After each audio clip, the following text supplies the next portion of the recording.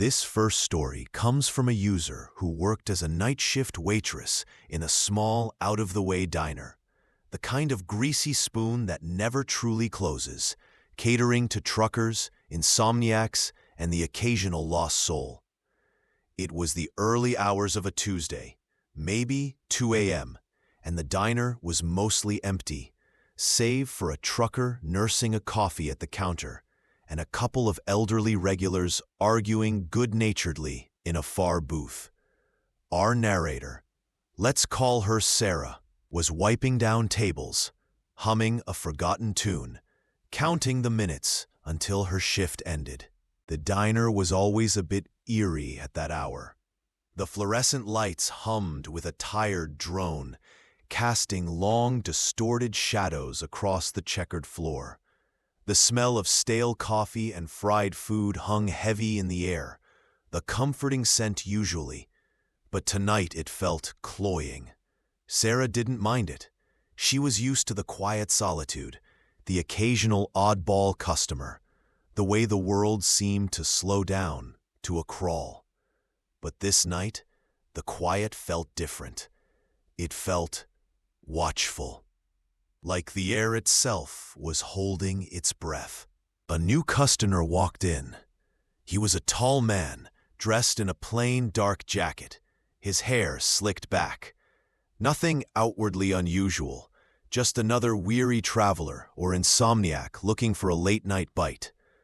He chose a booth in the back, facing the entrance, which was odd. Most people chose a booth further in, near the window, or closer to the counter. This booth, however, was in a direct line of sight to Sarah as she moved between the kitchen and the dining area, almost as if he had chosen it specifically for its vantage point. Sarah approached, menu in hand, a practiced smile on her face. "Welcome," she said softly, her voice a little too bright in the quiet. "What can I get for you?" The man looked up. His eyes were what struck her first. They were dark, almost black, and devoid of any warmth, any light. They just stared, not at her, but through her, as if she were transparent or merely an object in his field of vision. It was a gaze that felt invasive, like he was cataloging every detail of her being, or perhaps imagining something else entirely. Something deeply unpleasant. "Just coffee," he rasped, his voice surprisingly deep and gravelly, like stones grinding together. "Black."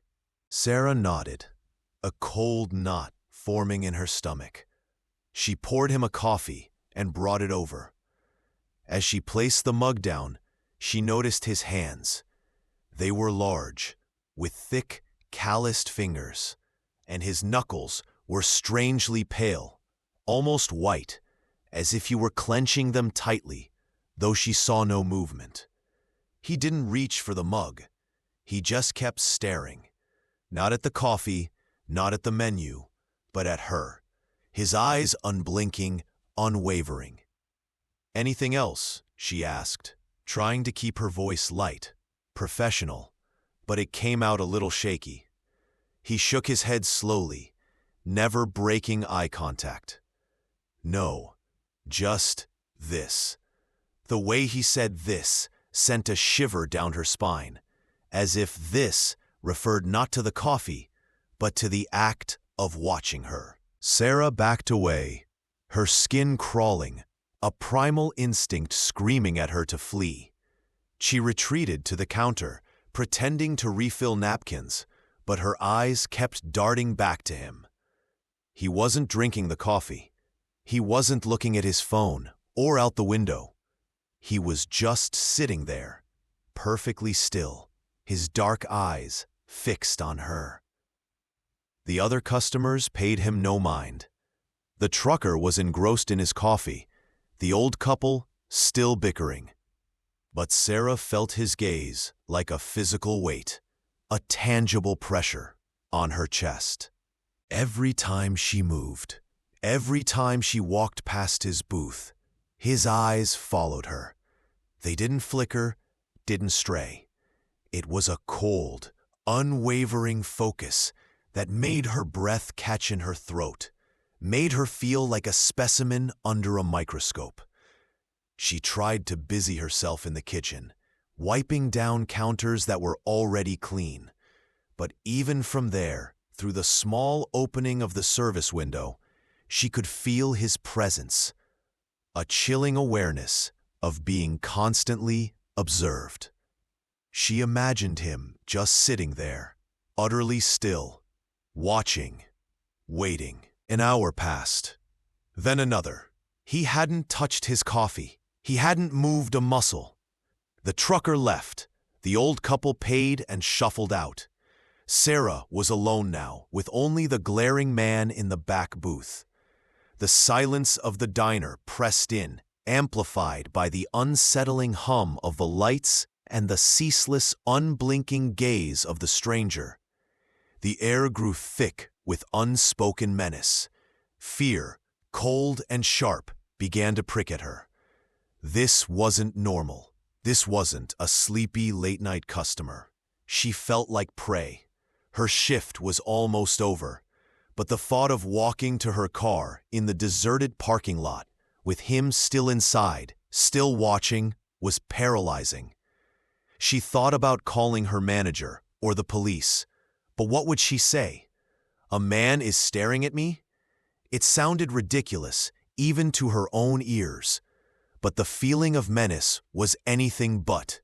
It was real, palpable. Finally, her relief. Another waitress, Emily, walked in. The familiar jingle of the doorbell, a sudden, jarring sound that broke the oppressive silence. Emily immediately noticed Sarah's pale face. "You okay? You look like you've seen a ghost." Sarah forced a smile, a weak, trembling thing. "Just tired. Long shift." She glanced towards the back booth. The man was still there, his eyes still fixed on her. But then, as Emily started to chat about her evening, his gaze flickered. It moved from Sarah to Emily, then back to Sarah. A slow, almost imperceptible shift, like a predator momentarily distracted. As Emily began to put her things away, the man slowly, deliberately pushed himself out of the booth. He was still silent. He walked towards the counter, his steps unnervingly quiet, almost soundless on the tiled floor. Sarah's heart pounded against her ribs, a frantic drum. He stopped directly in front of her. He didn't say a word. He just placed a $5 bill on the counter, enough for the coffee and a small tip. And then, for the first time, a faint, almost imperceptible smile touched his lips. It wasn't a friendly smile. It was wide, stretched, and revealed teeth that were just a little too long, a little too sharp, like a shark's. His eyes, they seemed to darken even further, like black holes, reflecting nothing, absorbing everything. He turned and walked out of the diner, the bell jingling as he exited into the pre-dawn gloom, disappearing as silently as he had arrived. Sarah stood frozen, watching him disappear into the darkness. Emily, oblivious, said, "Well, at least he paid. That's a first for some of our regulars." Sarah didn't tell Emily. She didn't know how to explain the sheer, visceral terror that man's silent watch had evoked, the feeling of being utterly exposed, utterly vulnerable. She just knew that every fiber of her being screamed one thing: let's not meet again. She quit that job a week later, unable to shake the feeling of those dark, empty eyes watching her, even in the light of day. She never saw him again, and for that she was eternally grateful. The memory, however, remained, a chilling reminder of the unknown depths of human strangeness.